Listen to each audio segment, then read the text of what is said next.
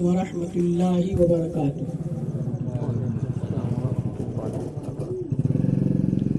الحمد للہ رب العالمین والعاقبۃ للمتقین والصلاة والسلام علی سید الانبیاء والمرسلین، اما بعد اعوذ باللہ من الشیطان الرجیم، بسم اللہ الرحمن الرحیم۔ قد جاءکم من اللہ نور وکتاب مبین۔ صدق اللہ مولانا العظیم وصدق وبلغنا رسولہ النبی الامین المکین الکریم، ونحن على ذلك لمن الشاہدین والشاکرین والحمد للہ رب العالمین۔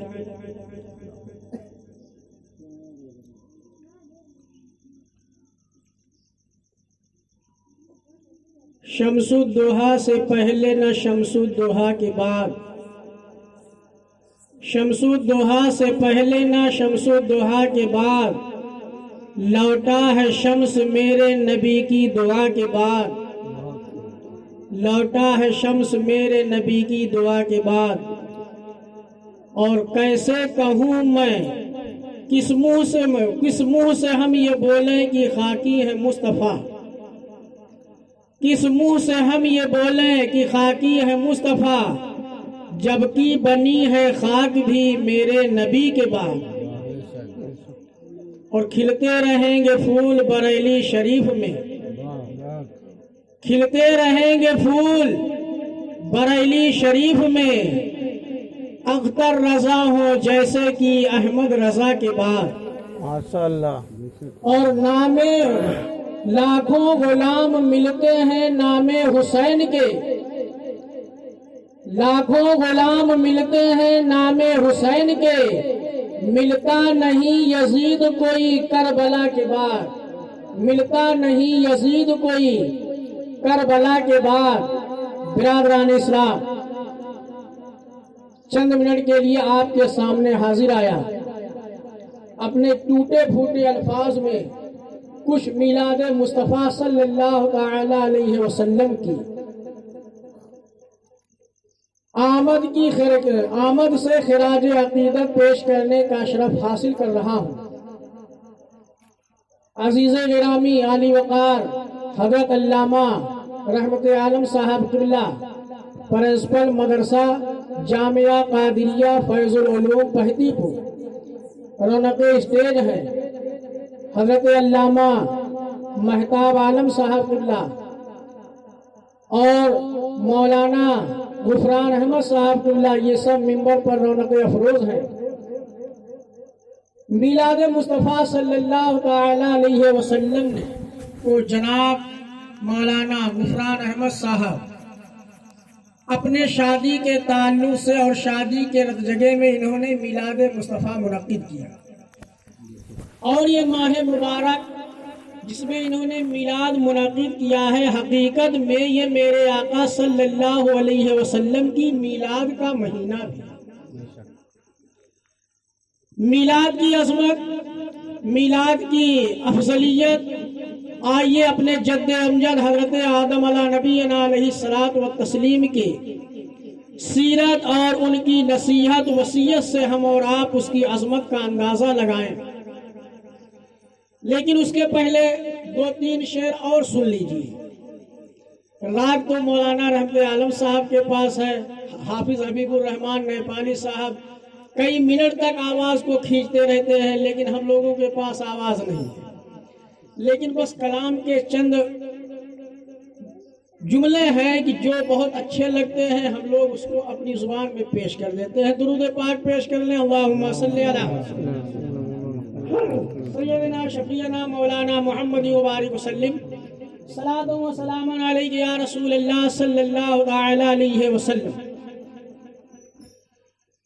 جو ضعیفہ پھینکتی تھی کوڑا اکثر دیکھ کر، نبی کائنات صلی اللہ تعالی علیہ وسلم نے جب اسلام کی تبلیغ کرنا شروع کیا تو آپ جس راستے سے گزرتے تھے اس میں کانٹے بچھائے جاتے، اور کبھی کبھی ایسا بھی وقت آیا کہ نبی رحمت صلی اللہ علیہ وسلم تشریف لے جا رہے ہیں عورتیں آپ کے اوپر کوڑا کرکٹ ڈال دیتی ہیں۔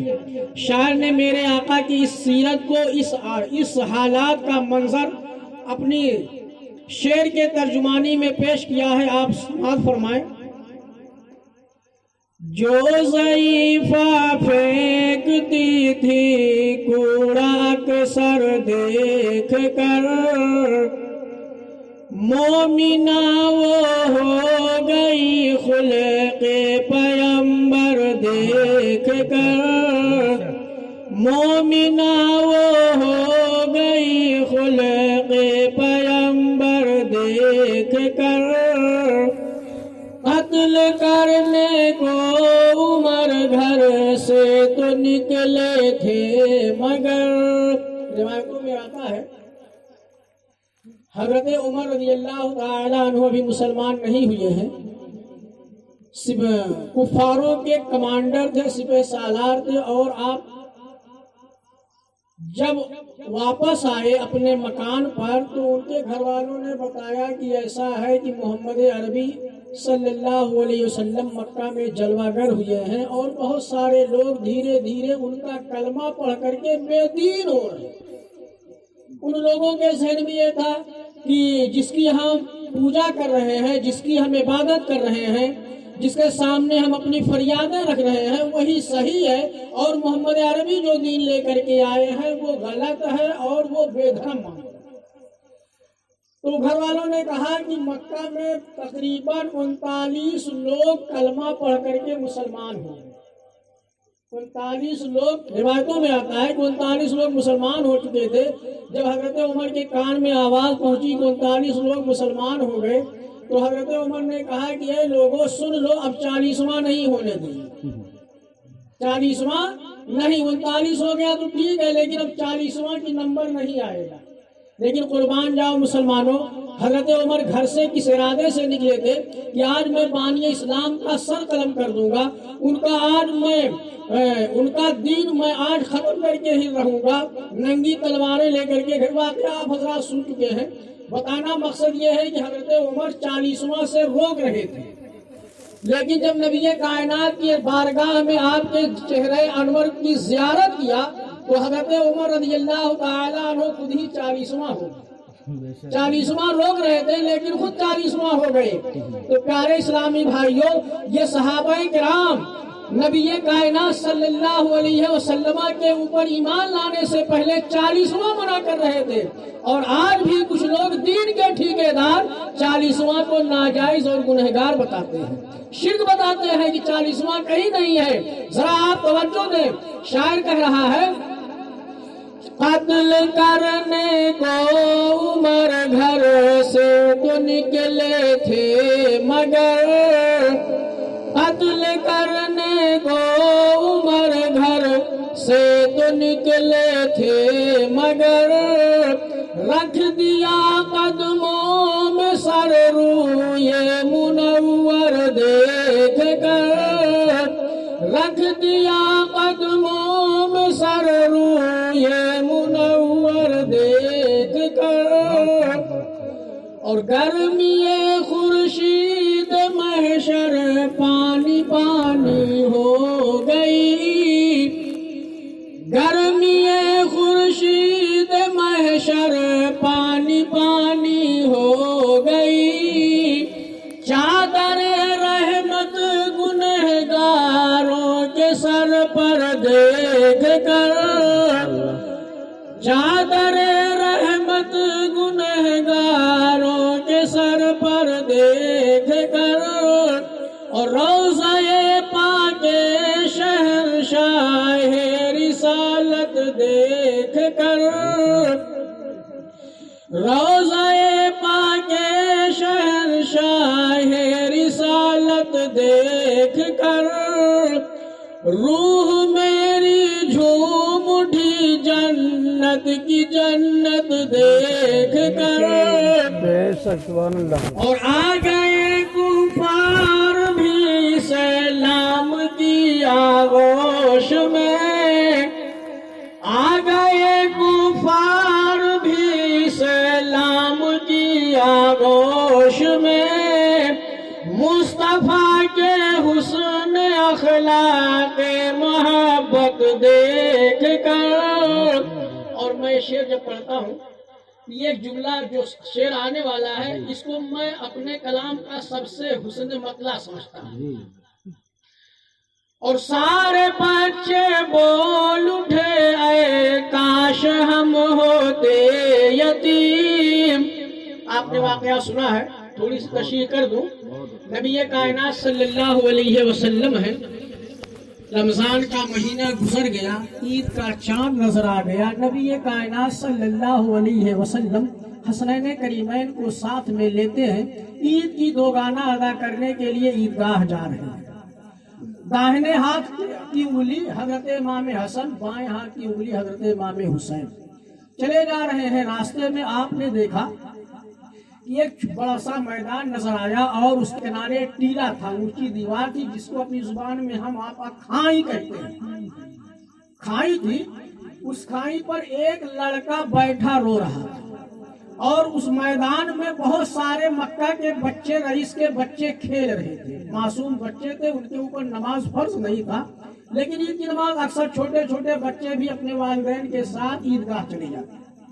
بچے پہلے سے تیار ہو کر کے گھر سے نکلے تھے، اسی میدان میں کھیل رہے تھے، رنگ رلیاں منا رہے تھے، خوشی کا اظہار کر رہے تھے. اور عید کا معنی ہی خوشی کا ہوتا ہے. نبی کائنات صلی اللہ علیہ وسلم نے جب وہاں قدم رنجہ فرمایا، آپ وہاں تشریف پہنچے تو دیکھا کہ سارے بچے تو مگن ہیں، نیا نیا لباس پہنے ہوئے ہیں، کھیل رہے ہیں، کود رہے ہیں، اپنی خوشی کا اظہار کر رہے ہیں. اور اس کھائی پر بیٹھا ہوا ایک غمگین بچہ، اس کے بال بکھرے ہوئے ہیں، کپڑے پھٹے پرانے ہیں، گرد آلود ہیں. کہہ لیا جائے کہ ایسا لگتا تھا کہ بہت ہی لاوارث بچہ ہے، وہ بیٹھا رو رہا. نبی کائنات نے جب دیکھا کہ ایک بچہ رو رہا، باقی سارے بچے میدان میں کھیل رہے ہیں، نبی رحمت صلی اللہ علیہ وسلم نے ارشاد فرمایا، اے میرے بیٹے، تم رو کیوں رہے ہو؟ آج تو خوشی کا دن ہے، آج تو خوشیاں منانے کا دن ہے. تمہارے تمام ساتھی بچے کھیل رہے ہیں، خوشی کا اظہار کر رہے ہیں، اور تم خوشی کے دن میں رو کیوں رہے ہو؟ بچے کو یہ نہیں معلوم تھا یہ پوچھنے والے نبی رحمت ہیں، یہ روتوں کو ہنسانے والے ہیں. اس بچے کو صرف اتنا معلوم تھا کوئی مسلمان انسان ہے، عید کی نماز پڑھنے جا رہا ہے، راستے میں مجھ سے پوچھ. بچے نے کہا، اے مسافر، اے بڑے بھائی، اے میرے چچا، آپ اپنا راستہ لیجئے، آپ نماز پڑھنے جا رہے ہیں، آپ نماز پڑھیے. میرے درد کو، میرے دکھ پر آپ مرہم کے بجائے نمک مت چھڑکیے. میں جس حال میں ہوں مجھے اس حال میں رہنے دیجئے، آپ جائیے اپنا کام. میرے آقا نبی کائنات صلی اللہ علیہ وسلم نے اس بچے سے دوبارہ پوچھا، پھر بچے نے یہی جواب دیا، دوبارہ پوچھا. کئی مرتبہ جب آپ نے بضد ہو کر کے اصرار کیا تو اس بچے نے اپنی روداد غم سنانا شروع کیا کہ میں کیوں رو رہا ہوں. اس نے بتایا کہ اے آنے والے مہمان، پوچھنے والے انسان، سنو، میری روداد غم یہ ہے کہ میں پیدا ہوا اور میرے والد محترم نبی رحمت صلی اللہ علیہ وسلم کے ساتھ کسی غزوے میں گئے تھے، وہیں شہید ہو. اور میری جو پراپرٹی تھی، میری جو جائیداد تھی، میری ماں جس نے مجھے پیدا کیا تھا، 9 مہینہ جس نے مجھے پیٹ میں رکھ کر کے تمام تکلیفیں برداشت کی تھی، میری ماں نے مجھے دودھ پلا کر کے پروان چڑھایا تھا، اس میری ماں نے دوسرا نکاح کر لیا. میرے باپ کی ساری پراپرٹی جب تک تھی کھا کھا کر کے ختم کر دیا. اب نہ تو میرے پاس سر چھپانے کے لیے کوئی جگہ ہے. جب میں ان بچوں کو دیکھا کہ یہ بچے نئے نئے کپڑے میں مگن ہیں، خوشی کا اظہار کر رہے ہیں، تو میرے باپ کی جدائی مجھے یاد آ گئی کہ کاش کہ آج میرا باپ زندہ ہوتا تو آج بھی میرے سر کے اوپر ہاتھ رکھتا اور میں بھی انہی بچوں کے درمیان نئے نئے لباس پہن کر کے انہی بچوں کی جھرمڑ میں کھیلتا، خوشی کا اظہار کرتا. آج میں اپنی روداد غم سوچ سوچ کر کے مجھے رلائی آ رہی ہے. نبی کائنات صلی اللہ علیہ وسلم نے ارشاد فرمایا، اے بیٹا، کیا تم اس بات کے اوپر خوش نہیں ہو، اس بات کے اوپر راضی نہیں ہو کہ میں تمہارا باپ بن جاؤں اور فاطمہ تمہاری ماں بن جائے، حضرت حسنین کریمین تمہارے بھائی بن جائے؟ کیا تم اس بات کے اوپر راضی نہیں ہو؟ نبی رحمت صلی اللہ علیہ وسلم کی آواز پر وہ بچہ مگن ہو جاتا ہے، کہتا ہے یا رسول اللہ، کیوں نہیں، اس سے بڑھ کر کے مجھے دنیا میں کون سی خوشی چاہیے؟ نبی رحمت صلی اللہ علیہ وسلم نے وہیں سے اپنا پاؤں پلٹ دیا اور اس بچے کو اپنے ساتھ لیے حضرت سیدہ عائشہ صدیقہ کی بارگاہ میں پہنچتے ہیں، عرض کرتے ہیں اے عائشہ صدیقہ، اے ام المومنین، میں ایک بچہ لے کر کے آیا ہوں جو یتیم ہے، جس کے باپ کا سایہ سر سے اٹھ چکا ہے، جو در یتیم ہے، نہ اس کا باپ ہے نہ اس کی ماں موجود ہے، بے سہارا بچہ ہے، اور آج میں اسے لے کر کے تمہارے پاس آیا ہوں، اسے نہلا دو، اچھے لباس پہنا دو، خوشبوؤں میں مزین کر دو، آنکھوں میں سرما لگا دو، بالوں میں تیل لگا کے کنگھا کر دو، اور اسے اپنے ساتھ عیدگاہ لے کر کے جاؤں گا۔ حضرت سیدہ عائشہ صدیقہ رضی اللہ تعالیٰ عنہ نے اس بچے کو غسل دیا، اچھے اچھے لباس پہنائے، اب وہی بچہ حضرت نبی کائنات صلی اللہ علیہ وسلم کے ساتھ عیدگاہ پہنچ گیا، عیدگاہ پہنچا، اب وہی بچہ خوش ہے، خوشی کا اظہار کر رہا ہے، اچھے اچھے لباس میں ملبوس ہے، جب ان بچوں کے بیچ میں جا کر کے وہ عیدگاہ میں بیٹھتا ہے، اب وہی بچے آپس میں ایک دوسرے سے کہتے ہیں یار ابھی ہم لوگ جب کھیل رہے تھے یہ بچہ وہاں ٹیلے پر بیٹھ کر کے رو رہا تھا، کھائی پر بیٹھ کر کے اپنے غم کا اظہار کر رہا تھا، اتنی جلدی سے کون سی خوشی مل گئی کہ جس کو پا کر کے وہ اتنا مگن ہے اور اس کا لباس اتنا اچھا کہاں سے آ گیا، ابھی تو یہ ٹیلے پر بیٹھ کر کے رو رہا تھا۔ بچے پہنچے، اے میرے بھائی ابھی تو تم راستے میں رو رہے تھے، ٹیلے پر بیٹھ کر کے غم کا اظہار کر رہے تھے، آخر تمہیں یہ خوشی کہاں سے نصیب ہو گئی؟ بچوں کا بیان ہے کہ پورے عیدگاہ کے اندر اتنا خوبصورت، اتنا حسین و جمیل لباس کسی رئیس کا نہیں تھا، جتنا اچھا، جتنا خوبصورت لباس اس یتیم بچے کا تھا جس کو نبی رحمت صلی اللہ علیہ وسلم نے اپنے شفقت کا ہاتھ دیا۔ وہ بچہ مگر ہو کر کے کہتا ہے اے لوگو، اے میرے دوستو، اے میرے ساتھیوں، میں کیوں نہ خوش ہوں، کیوں نہ مگن ہوں جب نبی رحمت صلی اللہ علیہ وسلم میرے باپ بن گئی، حضرت سیدہ خاتون جنت میری ماں بن گئی، حضرت سیدنا حسنین کریمین جو جنتی نوجوانوں کے سردار ہیں میرے بھائی بن گئے، اس سے بڑھ کر کے مجھے کسی خوشی اور کون سی خوشی چاہیے؟ ان بچوں نے اپنی زبان میں کہنا شروع کیا، اس کو شعر میں آپ سماعت فرمائیں۔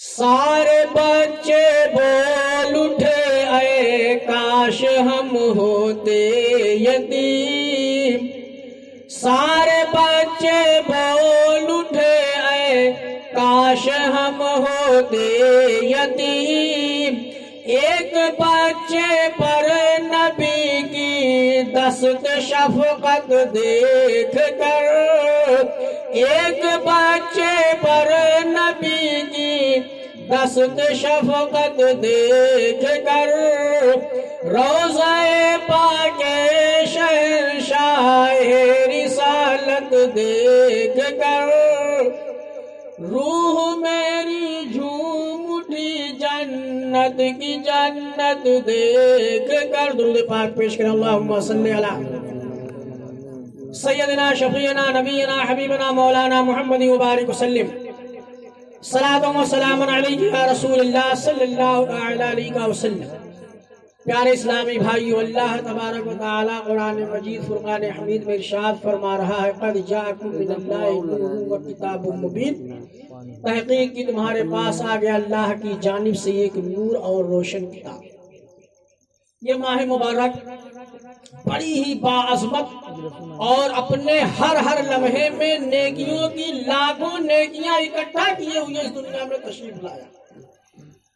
آپ سوچیں گے رمضان کا مہینہ مبارک ہے، شب برات کا مہینہ مبارک ہے، رجب کا مہینہ مبارک ہے، لیکن ان تمام مہینوں سے افضل و عظمت والا مہینہ یہ ہے جسے ہم اور آپ ربیع النور کے نام سے جانتے ہیں۔ اس کی وجہ یہ ہے اس ماہ مبارک میں نبی کائنات صلی اللہ علیہ وسلم اس دنیا کے اوپر جلوہ گر ہوتے ہیں، جس کی وجہ سے اس مہینے کو عظمت حاصل ہے، نبی رحمت صلی اللہ علیہ وسلم کی قدموں کی برکت ہے، اس ماہ مبارک کو یہ عظمت حاصل ہے۔ اور میلاد، بہت سارے لوگ کہتے ہیں میلاد شرک ہے، میلاد بدعت ہے، میلاد قرآن و حدیث میں نہیں ہے، میلاد بزرگوں نے نہیں منایا ہے۔ ارے بزرگوں کی بات ہی چھوڑ دیجئے، ہمارے باپ نے بنایا، ہمارے باپ، ہم لوگ حضرت آدم کی اولاد ہیں، جو لوگ یہ کہتے ہیں میلاد شرک ہے، میلاد نہیں منانا چاہیے، وہ لوگ حضرت آدم کی اولاد ہونے سے انکار کریں تب تو یہ کہہ سکتے ہیں، لیکن دنیا انسانیت میں آدمی اگر ہے دنیا کے اندر تو حضرت آدم کی اولاد ہے، اسی وجہ سے اس کا نام ہی آدمی پڑا کہ آدم سے پیدا ہونے والا آدمی ہے، اور آدمیت جس کے اندر ہے وہ کبھی بھی اس میلاد کو شرک نہیں کہہ سکتا۔ میں آپ کو بتاؤں، حضرت آدم علیہ نبی علیہ الصلوۃ والتسلیم، معلوم ہے مولانا صاحب سے آپ نے تقریریں بہت سنی ہوں گی، بہت سے علماء سے آپ لوگوں نے اس کا بیان سنا ہوگا کہ اللہ تبارک و تعالیٰ نے سب سے پہلے حضرت آدم کا پتلا تیار کیا، پتلا مٹی کی مورت بنایا، اور اللہ تبارک و تعالیٰ نے اس میں روح ڈالا اور جنت کے اندر حضرت آدم کو پیدا کر دیا۔ حضرت آدم ایک زمانے تک جنت میں رہے، اس کے مزے لیتے رہے، اس میں زندگی بسر کرتے رہے، لیکن اکیلے اتنی لمبی چوڑی جنت میں وہ گھبرائے تو اللہ تبارک و تعالیٰ نے ان کی سکون حاصل کرنے کے لیے، ان کے اطمینان و انسیت حاصل کرنے کے لیے اللہ نے حضرت حوا کا وجود بخشا، اور حضرت حوا حضرت آدم کی پسلی سے پیدا ہوئی۔ اب بتاؤ کہ حضرت آدم جنت میں اکیلے رہے، پاک پوتر جگہ میں رہے، خوبصورت جگہ میں رہے، دنیا میں ایسی کوئی جگہ نہیں ہے کہ جو جنت سے افضل ہو۔ ہاں ایک جگہ ہے دنیا میں جس کو علماء کرام نے، مفسرین اعظام نے، بزرگان دین نے افضل بتایا ہے، وہ میرے آقا نبی کائنات صلی اللہ تعالی علیہ وسلم مدینے کی جتنی زمین پر آپ آرام فرما رہے ہیں وہ جنت سے بھی افضل ہے، عرش اعظم سے بھی افضل ہے۔ کسی شاعر نے کیا ہی خوب کہا ہے، جس میں نبی سے جتنی زمین ہے لگی سفر، جس میں نبی سے جتنی زمین ہے لگی سفر، رب کی قسم وہ عرش سے بہتر زمین پر، رب کی قسم وہ عرش سے بہتر زمین پر۔ حضرت آدم علیہ نبی علیہ الصلوۃ والتسلیم جنت میں رہے اور جنت کے میوے کھاتے رہے، نہروں سے شربت اور شہد دودھ کا جام پیتے رہے، آپ کو کوئی پریشانی نہیں تھی، لیکن آپ کو انسیت نہیں مل رہی تھی، آپ کو سکون نہیں مل رہا تھا، تو اللہ تبارک و تعالیٰ کی بارگاہ میں آپ نے استغاثہ پیش کیا، دل کی کیفیت میں یہ بات پیدا ہوئی، کاش کہ کوئی میرا ہمزاد ہوتا، میرا ہمزاد ہوتا کہ جس سے ہم اپنی دل لبھاتے، اپنے دل کو سکون حاصل کرتے۔ تو اللہ تبارک و تعالیٰ نے حضرت حوا کو پیدا کیا۔ حضرت حوا اور حضرت آدم جنت میں زمانے تک جنت میں رہے، اور اللہ کا حکم تھا کہ لا تقربا هذه الشجرہ، اے آدم اور حوا تم دونوں لوگ جنت میں جو چاہو کھاؤ پیو، جیسے زندگی بسر کرنا چاہو زندگی بسر کرو، لیکن لا تقربا هذه الشجرہ، لیکن تم دونوں اس پیڑ کے قریب نہ جانا۔ اللہ کا حکم ہو گیا کہ اس پیڑ کے قریب نہ جانا۔ بہر گئے حضرت آدم اور حضرت حوا جنت میں رہے، لیکن اس پھل کے قریب نہیں جا رہے ہیں۔ شیطان اسفل السافلین میں آ کر کے اسم اعظم پڑھ رہا ہے، اسم اعظم پڑھ کر کے واقعہ بڑا لمبا ہے، اس میں اعظم پڑھتا رہا تو حضرت آدم اور حوا اس کی آواز سنتے رہے، اس میں بڑی سریلی آواز سے پڑھتا تھا، اور شیطان یہ فرشتوں کا استاذ تھا۔ آپ کہیں گے کہ مولانا صاحب رہا تو جو فرشتوں کا استاد تھا تو اتنا بڑا رجیم کیسے ہو گیا کہ جنت سے بھگا دیا گیا؟ ارے استاد ہو کہ عالم ہو، امام ہو، اگر وہ اسلام کے خلاف کام کرے گا تو اس کو کوئی بھی بھگا سکتا ہے۔ ہم اگر امام ہیں اور ہم نے کوئی غلط کام کر دیا جو اسلام کے خلاف ہے تو آپ ہی لوگ مجھے اس امامت کے منصب سے ہٹا کر کے مجھے بھی لان تان کرنا شروع کریں۔ تو وہ معلم الملکوت تھا، فرشتوں کا استاد تھا، صحیح ہے، لیکن اللہ کی نافرمانی کیا، اللہ کے حکم کی خلاف ورزی کیا، جس کی وجہ سے جنت سے نکال دیا گیا۔ اے مسلمانوں، یہیں رک کر کے ہم اپنا ذہن پیش کریں۔ اب بتاؤ کہ جب معلم الملکوت تھا، فرشتوں کا استاد تھا، شیطان اتنا بڑا عابد تھا، زاہد تھا، متقی تھا، پرہیزگار تھا، اس سے بڑھ کر کے دنیا کے اندر کوئی نمازی نہیں تھا، لیکن ایک نافرمانی کیا۔ اللہ نے حکم دیا تھا، یہ نہیں کہا تھا کہ میرا سجدہ کرو، صرف یہ کہا تھا کہ آدم کا سجدہ کرو۔ اللہ کا حکم تھا، اس نے انکار کیا، اللہ نے جنت سے باہر کر دیا، جنت سے باہر کیا نا۔ اب بتاؤ کہ ہم لوگ اللہ کی کتنی نافرمانی کرتے ہیں۔ اللہ نے حکم دیا اقیموا الصلاۃ، نماز پڑھو، نماز قائم کرو، ہم اس سے بھی غفلت میں رہتے ہیں۔ تو اب بتاؤ کہ جب معلم الملکوت جو فرشتوں کا استاد تھا، پوری زندگی اس نے صرف ایک نافرمانی کیا، صرف آدم کا سجدہ نہیں کیا، اور اس کا حکم ہی، اس کا کہنا یہی تھا کہ آدم مٹی سے بنے ہوئے ہیں، میں آگ سے بنا ہوا ہوں، میں افضل ہوں، آدم کمتر ہے، تو افضل انسان کمتر کو سجدہ نہیں کر سکتا۔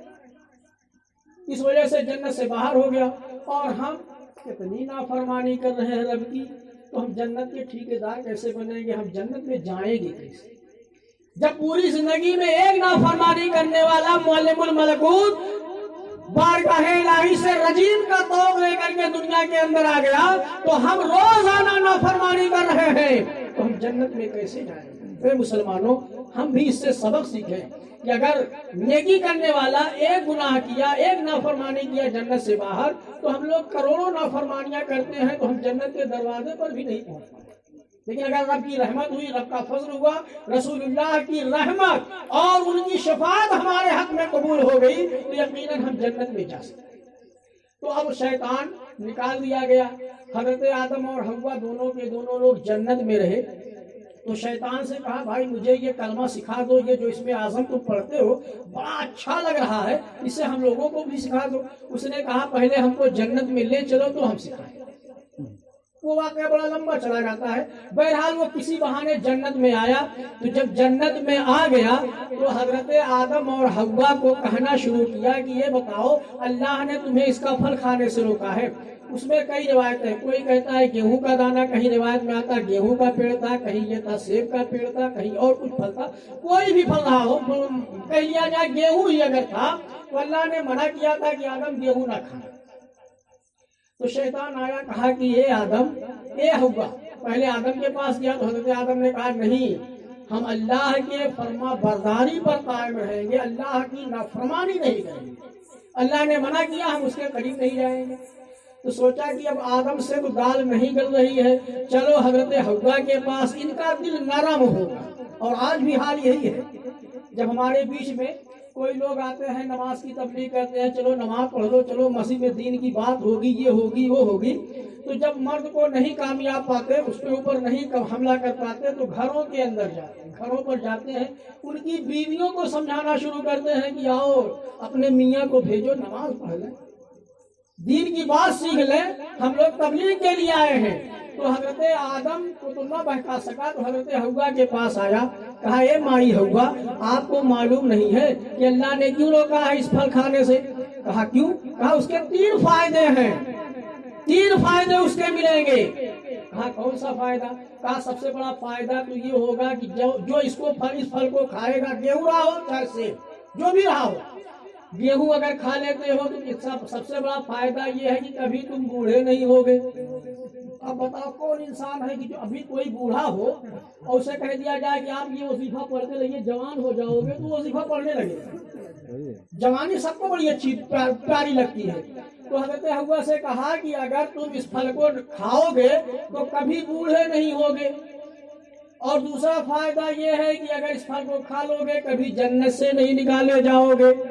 تیسرا فائدہ یہ ہے کہ اس پھل کو کھاؤ گے کبھی موت نہیں آئے گی۔ تینوں میں سے کون خراب بھائی؟ تینوں باتیں بڑی اچھی ہیں، انسان کے حق میں بڑی مفید ہے۔ انسان بوڑھا نہیں ہونا چاہتا، یہ تو رب کی مرضی ہے، تقدیر میں لکھ دیا گیا کہ جو بچہ پیدا ہوا ہے وہ جوان ہوگا، بوڑھا ہوگا، انتقال کرے گا۔ جو دنیا میں آیا ہے ایک نہ ایک دن دنیا کے ناپید ہونا ہے۔ تو اب حضرت حوا کو بہکانا شروع کیا، کہا کہ ایسا ہے، یہ فائدے ہیں، اور اسی وجہ سے اللہ نے منع کیا ہے کہ تاکہ تمہارے سب ہمیشہ جنت میں نہ رہو۔ تو حضرت حوا کے سمجھ میں بات آ گئی، تو حضرت حوا کہا اچھا ٹھیک ہے، تو حضرت آدم کو بہکانا شروع کیا کہ اے بابا آدم، اگر اس پھل کو کھاؤ گے اتنے فائدے ملیں گے۔ تو حضرت آدم نے کہا کہ اے مائی حوا سنو، اللہ کا حکم ہے لا تقربا هذه الشجرة، اس پھل کے قریب ہم دونوں کو روکا گیا، جانے سے ہم نہیں کھائیں گے۔ کہا روکا گیا ہے، جانے سے، کھانے سے تو نہیں روکا گیا، جانے سے روکا گیا، آپ نہ جائیے اس پیڑ کے پاس۔ शैतान कहता है अब हमारी हव्वा बाबा आदम आप दोनों करीब ना जाओ, अल्लाह ने करीब जाने से मना किया, आप वहां ना जाइए, हम खुद तोड़ करके ले आएंगे और आप लोगों को दे खा लेंगे। तो अल्लाह की फर्मा बरदारी भी हो जाएगी। अल्लाह ने रोका है मत जाना, तो हम लोग कहाँ गए। तो हजरत आदम के समझ में बात आ गई कि यार बीवी है, इसकी बात माननी चाहिए।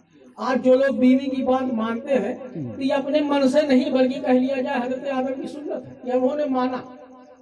और बहरहाल हजरत आदम ने भी इज्तिहाद किया, सिर्फ बीवी की बात पे नहीं माना, उसकी अच्छाई बुराई पर आपको अल्लाह ने वो इल्म अता फरमाया था, 7 लाख जुबान हजरत आदम को मालूम। बहरहाल उन्होंने इज्तिहाद किया, इज्तिहाद उनकी खता कर गई, इज्तिहाद में वो नाकाम हो गए, लेकिन उन्हें सवाब मिला, इज्तिहाद का फायदा उन्हें मिला। फल खा लिए और जैसे ही उस फल को खाए, शैतान ने कहा था 3 फायदे मिलेंगे, कोई फायदा नहीं, तुरंत के तुरंत गेट आउट, जन्नत के बाहर। बोलने में हमको देर लग सकती है, लेकिन अल्लाह के हुक्म करने में, उसकी उस फरिश्तों को हुक्म देने में इतनी देर नहीं। फल खाए तुरंत अल्लाह ने हुक्म दिया बाहर करो, गेट के बाहर करो, जन्नत के बाहर करो। और ऐसे ही नहीं, जो जन्नती लिबास था उन लोगों का, अल्लाह तबारक व तआला ने फरिश्तों को हुक्म दिया कि जन्नती लिबास इनके बदन से उतार लो, जन्नत के बाहर अगर भेज रहे हो तो जन्नती लिबास बाहर नहीं जाए। हजरत आदम हजरत हव्वा को बाहर कर दिया गया, हजरत आदम को लंका में, हजरत हव्वा को जिद्दा में, एक साथ समुंदर इस पार, एक साथ समुंदर उस पार। अब आप सोचें, दोनों में उनसियत, दोनों में मोहब्बत। मतलब दिल घबरा रहा था तो अल्लाह से दुआ किया कि अल्लाह मेरा हमसाद कोई पैदा कर दे, और उस हमसाद को अल्लाह ने ऐसे फेंका, एक को लंका में और एक को जिद्दा में, न इनसे उनकी मुलाकात हो रही, न उनसे उनकी मुलाकात हो रही। आज तो इलेक्ट्रॉनिक का दौर है कि आप कोयत में रहिए, आपकी बीवी घर से आपको देख भी सकती है, बात भी कर सकती है। लेकिन वो जमाना ये नहीं था कि हजरत हव्वा जिद्दा में है तो फूल से बतियाए गए, मेरे शौहर नामदार हजरत आदम आप कहाँ हैं, किस हाल में। और हजरत आदम जब जन्नत से निकले हैं, बदन तो आपका नंगा है, कपड़े उतार लिए गए। हजरत आदम इंजीर पत्ता तोड़ते हैं और 3 पत्ते तोड़ करके आपने अपने सतर को छुपाना शुरू किया।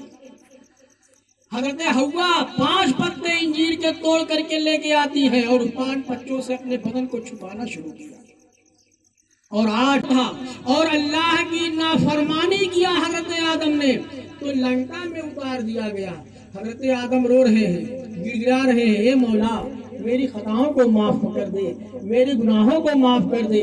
लेकिन हजरत आदम जितनी मुतबर्रकात जगहें थी, उन तमाम चीजों का वसीला लेकर रब्बुल आलमीन की बारगाह में फरियाद की, हे मौला मेरी खताओं को माफ कर दे, इनके वसीले से, इसके वसीले से, जन्नत के वसीले से, काबा के वसीले से, जो भी मुबारक जगहें थी उन जगहों का नाम ले लेकर के हजरत आदम दुआएं करते रहे।